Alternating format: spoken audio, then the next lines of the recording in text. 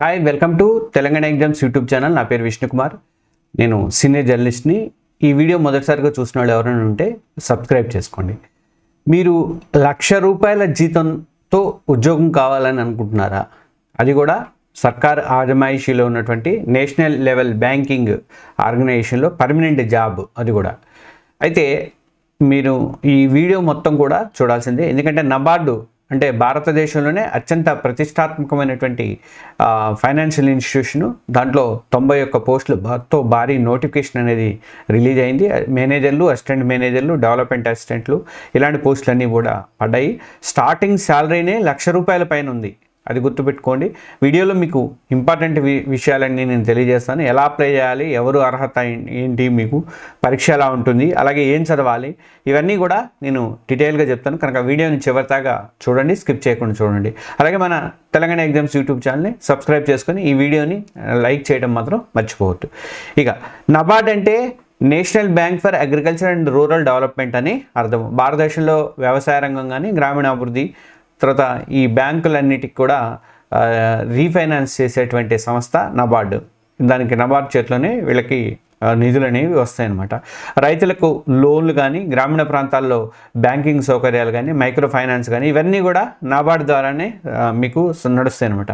అందుకే ఈ సంస్థలో జాబ్ అంటే జనరల్గా మనకి చాలామంది ఏమవుతారంటే ఒక ఇదిగా ఫీల్ అవుతారు, అంటే అపారమైన ప్రెస్టేజ్గా ఫీల్ అవుతారు. తర్వాత హై శాలరీ ఉంటుంది, హై సెక్యూరిటీ ఉంటుంది, తర్వాత కెరీర్ గ్రోత్ ఉంటుంది, తర్వాత నేషనల్ లెవెల్ ఎక్స్పోజర్ ఉంటుంది.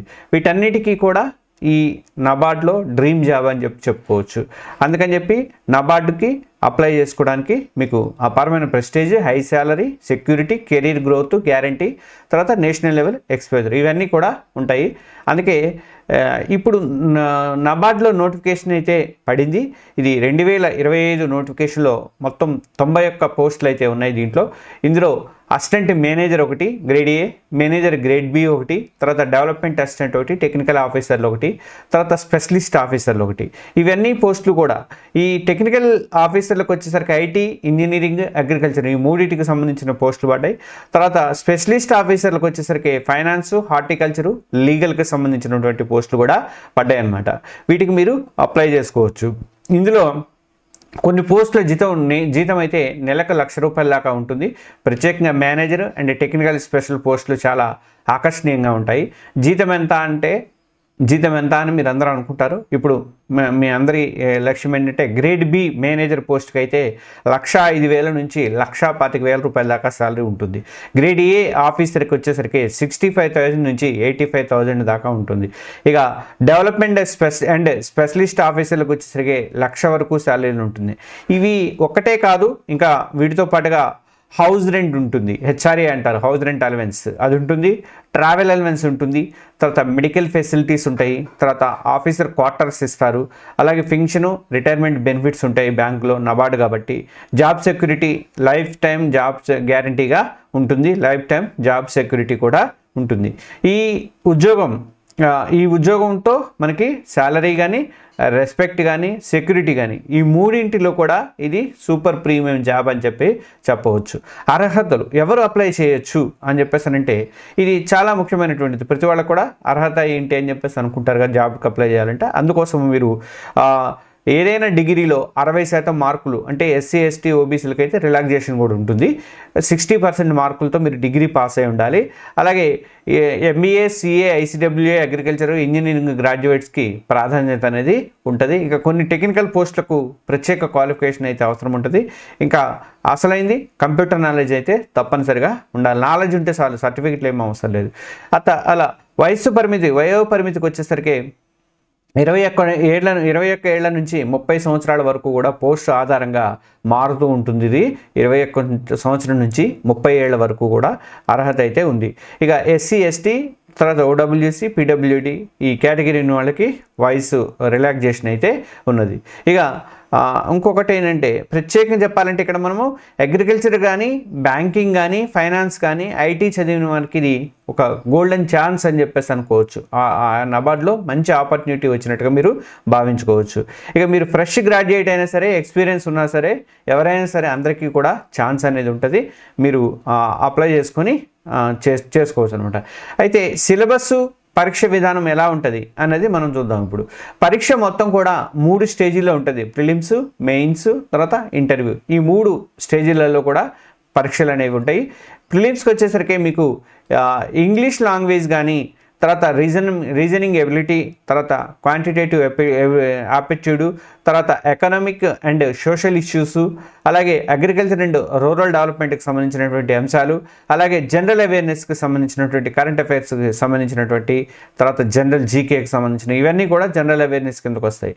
ఇది SBI, IBPS ఆ ప్రిలిమ్స్ ఎలా జరుగుతాయో ఆ ప్రిలిమ్స్ లాగానే ఉంటుంది. కానీ అగ్రికల్చర్ అండ్ రూరల్ డెవలప్మెంట్ మీద ఫోకస్ అనేది ఎక్కువగా ఉంటుందని మీరు గుర్తుపెట్టుకోండి. ఇక ఇది ఇంకా స్టేజ్ 2కి వచ్చేసరికి మెయిన్స్కి వచ్చేసరికి ఎలా ఉంటుందంటే డిస్క్రిప్టివ్ ఉంటుంది. డిస్క్రిప్టివ్ ఇంగ్లీష్ ఎస్సే ఉంటుంది, లెటర్ రైటింగు, తర్వాత ప్రెసిస్ రైటింగు. ఇవి డిస్క్రిప్టివ్లో ఇంగ్లీష్లో ఉంటాయి. ఎకానమీ అండ్ సోషల్ ఇష్యూస్కి వచ్చేసరికి కొంచెం డీప్గా స్టడీ చేయాల్సిన అవసరం ఉంటుంది. ప్రస్తుతం జరుగుతున్నటువంటి పరిణామాలన్నింటినీ కూడా మీరు బడ్జెట్ దగ్గర నుంచి అన్నీ కూడా చూసుకోవాల్సిన అవసరం ఉంటుంది. ఇక అగ్రికల్చర్ అండ్ రూరల్ డెవలప్మెంట్కి వచ్చేసరికి మనకి ఇక్కడ చూస్తే నబార్డ్ యొక్క హార్ట్ ఇది బాగా చదివితేనే సెలక్షన్ అనేది మీకు పక్కాగా ఉంటుంది, అందులో డౌటే లేదనమాట. అగ్రికల్చర్ అండ్ రూరల్ డెవలప్మెంట్కి సంబంధించినటువంటి అంశాలు కేంద్ర ప్రభుత్వం తీసుకుంటున్నటువంటి చర్యలు కానీ, బ్యాంకులు తీసుకున్నటువంటి చర్యలు కానీ, నబార్డ్ తీసుకున్నటువంటి చర్యలు కానీ, అగ్రికల్చర్ రూరల్ డెవలప్మెంట్, గ్రామీణ వ్యవసాయం అండ్ గ్రామీణాభివృద్ధి రంగాలలో అలాంటివన్నీ కూడా మీరు ప్రిపేర్ అవ్వాలి. ఇంకా కంప్యూటర్ నాలెడ్జ్ అయితే ఉంటుంది. కంప్యూటర్ నాలెడ్జ్ మీద కూడా క్వశ్చన్స్ అనేవి ఉంటాయి. ఇక ఇంటర్వ్యూకి వచ్చేసరికి ఇక్కడే ఫైనల్ సెలక్షన్ అనేది డిసైడ్ అవుతుంది. మీ పర్సనాలిటీ, మీ కమ్యూనికేషన్ స్కిల్స్ కానీ, నబార్డ్ గురించి మీకు అసలు ఎంత అవగాహన ఉంది అని ఇవన్నీ కూడా అక్కడ టెస్ట్ చేస్తారు. ముఖ్యంగా గుర్తుపెట్టుకోవాల్సింది ఏంటంటే అగ్రికల్చర్ అండ్ రూరల్ డెవలప్మెంట్ అనేది నబార్డ్ పరీక్షలో కింగ్ సబ్జెక్టు, అందులో డౌటే లేదు. అగ్రికల్చర్ అండ్ రూరల్ డెవలప్మెంట్లో మీరు ఎంత పట్టు సాధిస్తే మీకు అంత ఉద్యోగం రావడానికి అవకాశం అయితే ఉంటుంది. ఇంకా ఇది కాకుండా ఇంకా బాగా ప్రిపేర్ చేసుకుంటే మిగతా అభ్యర్థుల కంటే కూడా మీరు వీటిలలో ఈ 2 సబ్జెక్టులో మీరు గట్టిగా కృషి చేస్తే మాత్రం మిగతా అభ్యర్థుల కంటే కూడా మీరు ముందుంటారు. ఇక ఎలా చదవాలంటే ప్రాక్టికల్ స్ట్రాటజీలో చెప్పుకోవాలంటే మనము ఇప్పుడు అత్యంత ముఖ్యమైనది ప్రిపరేషన్ ఎలా అవ్వాలంటే జనరల్ అవేర్నెస్కి చివరి 6 నెలలు కరెంట్ అఫైర్స్ తప్పనిసరిగా ఫాలో అవ్వండి. ఇంకా బ్యాంకింగు, ఎకానమీ కానీ బడ్జెట్కి సంబంధించినవి ఇవి ఎక్కువ ఫోకస్ ఏరియాలు, దీంట్లోనే ఫోకస్ చేయాల్సిన అవసరం ఉంటుంది. ఇది కాకుండా నబార్డ్ స్కీమ్స్ గురించి మీరు చదువుకోవాలి.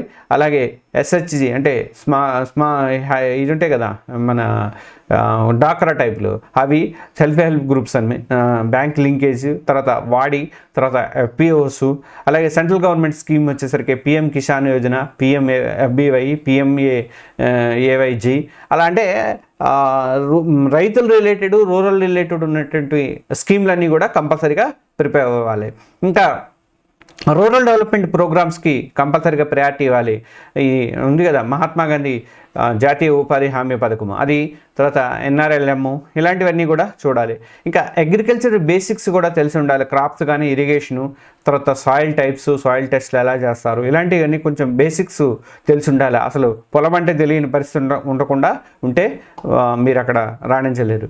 ఇక థర్డ్కి వచ్చేసరికి economic issues, GDP, inflation, budget, వీటికి సంబంధించినటువంటి అంశాల మీద దృష్టి పెట్టాలి. ఇండియన్ ఎకానమీలో GDP కానీ, ప్రస్తుత GDP ఎంత ఉంది, ఇన్ఫ్లేషన్ ఎలా ఉంది, ఫిస్కల్ పాలసీలో ఎలా ఉన్నాయి, RBI తీసుకున్నటువంటి ఈ మధ్య తీసుకున్నటువంటి పాలసీలో అగ్రికల్చర్కి సంబంధించి కానీ దానికి సంబంధించి ఏమైనా ఉన్నాయా. ఇది కాకుండా గవర్నమెంట్ బడ్జెట్ పాలసీలకు సంబంధించినటువంటి ప్రిపరేషన్ అవ్వాలి. అలాగే సోషల్ ఇష్యూస్, పావర్టీ కానీ, ఎడ్యుకేషన్ కానీ, హెల్త్కి సంబంధించినటువంటి అంశాలని మీరు ప్రిపేర్ అవ్వాలి. అంటే ఇండియన్ ఎకానమీలో GDP ఒకటి, ఇన్ఫ్లేషన్ ఒకటి, తర్వాత ఫిస్కల్ పాలసీ ఒకటి, గవర్నమెంట్ బడ్జెట్ ఒకటి, గవర్నమెంట్ స్కీమ్స్, పాలసీలు ఒకటి, సోషల్ ఇష్యూస్, పావర్టీ, ఎడ్యుకేషను, హెల్త్కి సంబంధించినటువంటి అంశాలని ప్రిపేర్ అవ్వాలి. ఇంకా ఫోర్త్కి వచ్చేసరికి రీజనింగ్ అండ్ క్వాంటిటేటివ్ అప్టిట్యూడ్. దీనికి వచ్చేసరికి మీరు ఎగ్జామ్ ఇది బ్యాంక్ లెవెల్ ఎగ్జామ్స్కి ప్రశ్నలు మీరైతే ప్రాక్టీస్ చేయండి. ఫజిల్స్ కానీ, సీటింగ్ అరేంజ్మెంటు, డేటా ఇంటర్ప్రిటేషన్, ఇంకా చాలా ఉంటాయి కదా, అవన్నీ కూడా మీరు రీజనింగ్కి బ్యాంక్ ఎగ్జామ్స్కి ఎట్లా ప్రిపేర్ అవుతారో ఐబీపీఎస్కి అలా ప్రిపరేషన్ అయితే అవ్వాలి. ప్రత్యేకమైనటువంటి టిప్స్ ఏంటంటే దీంట్లో నబార్డ్ యొక్క ప్రీవియస్ పేపర్స్ ఉంటాయి కదా, ఆ ప్రీవియస్ పేపర్స్ అన్నీ కూడా తప్పనిసరిగా ఫాలో అవ్వండి, వాటిని ప్రాక్టీస్ చేయండి. మాక్ టెస్ట్స్ అయితే రెగ్యులర్గా రాయాలి. మాక్ టెస్ట్లు రాస్తేనే మీకు బెటర్ రిజల్ట్ అనేవి వస్తాయి. ఇంకా నబార్డ్ యాన్యువల్ రిపోర్ట్ అయితే ఒకసారి చదవండి, ఈ మధ్య రిలీజ్ అయ్యి ఉంటుంది. ఇది ఇంటర్వ్యూలో కూడా అడిగే అవకాశం ఉంటుంది కాబట్టి. ఇక కరెంట్ అఫైర్స్ కోసం మంత్లీ మ్యాగజైన్స్ అయితే ఫాలో అవ్వండి. ఇదనమాట. ఇంకా ఎట్లా అప్లై చేయాలంటే అధికారిక వెబ్సైటు ఇది నబార్డ్ ORG అని, దీంట్లో మీరు అప్లై చేయాల్సి ఉంటుంది. దీనికి సంబంధించినటువంటి సమాచారం అంతా కూడా నేను ఇంగ్లీష్లో examcenter247.com అను, తెలుగులోకి వచ్చేసరికి తెలంగాణ ఎగ్జామ్స్ వెబ్సైట్లో కూడా పెడతాను, ఒకసారి చూసుకోండి. అధికారిక వెబ్సైట్ వచ్చేసరికి నబార్డ్ ORGకి అప్లై చేయాలి అప్లికేషను. అలాగే ఆన్లైన్ అప్లికేషనే, ఆఫ్లైన్ అప్లికేషన్ ఏమి లేదు, ఆన్లైన్లోనే అప్లై చేయాల్సి ఉంటుంది. యూట్యూబ్ ఛానల్ని సబ్స్క్రైబ్ చేసుకోండి.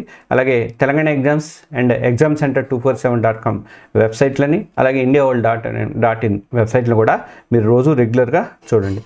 Thank you. ఈ వీడియో నచ్చితే ఒక లైక్ బటన్ కూడా ఇవ్వండి. Thank you.